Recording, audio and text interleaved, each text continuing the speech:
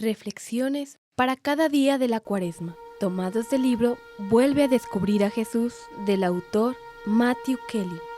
Día 6. Hay más. Hay muchísimo más.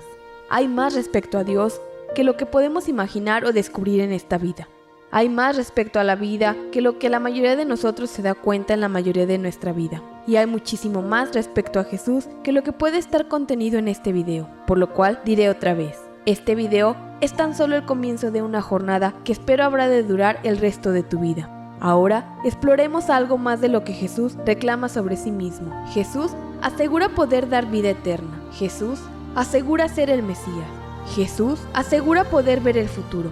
Jesús asegura haber existido antes que el mundo. Cuando se toma todo esto en consideración, es fácil ver cómo los primeros cristianos llegaron a la conclusión de que Jesús era divino. Jesús dijo que era Dios y presentó suficiente evidencia para respaldar su reclamación. La siguiente generación de cristianos creyó basándose en el testimonio impactante de aquellos que habían conocido a Jesús y que habían caminado con él, que lo habían escuchado enseñar y que había sido testigo de sus acciones increíbles. Este testimonio ha sido pasado de generación a generación, al principio oralmente, después en la forma de manuscritos escritos a mano, y hoy día en los evangelios que se encuentran en la Biblia. Y quizás el más impactante y convincente testimonio es que 11 de los discípulos, todos excepto Juan, murieron antes que negar lo que sabían que era cierto sobre la vida, la muerte y la resurrección de Jesús. Aun cuando uno de nosotros tiene que responder la pregunta de Jesús por sí mismo, pero estemos bien claros sobre algo.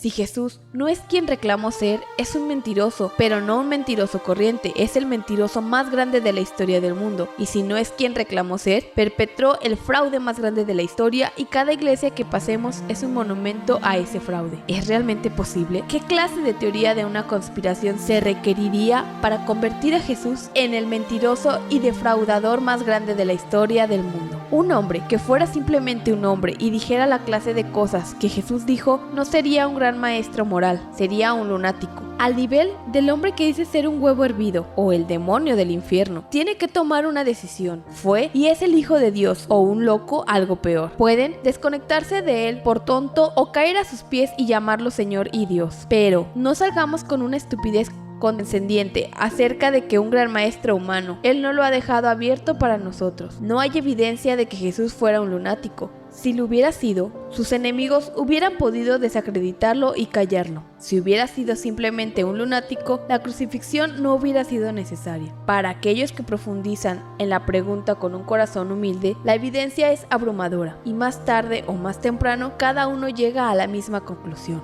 Jesús es quien él reclamó ser. Mas responder a la pregunta de Jesús no es fácil. ¿Es un mentiroso, un lunático o Dios? Cada uno de nosotros tiene que llegar a su propia respuesta en su momento. Lo que otras personas digan puede ayudarnos a ser perspicaces, pero en la última instancia tenemos que llegar a esa respuesta por nosotros mismos. La pregunta de Jesús no es para ser tomada a la ligera, hay mucho en juego, más de lo que podemos imaginar, pero supongo que en la última instancia se trata de decidir si creemos o no en Jesús. Punto para reflexionar. Saber acerca de Jesús no es lo mismo que conocer a Jesús. Versículo para vivir. No sigan la corriente del mundo en que vivimos, sino más bien transfórmense a partir de una renovación interior. Así sabrán distinguir cuál es la voluntad de Dios, lo que es bueno, lo que le agrada, lo que es perfecto. Romanos 12:2. Pregunta para meditar. ¿Tienes una razón realmente buena para no creer en la palabra de Jesús? Oración. Jesús, yo creo. Ayúdame a que se me pasen mis dudas y mi falta de fe.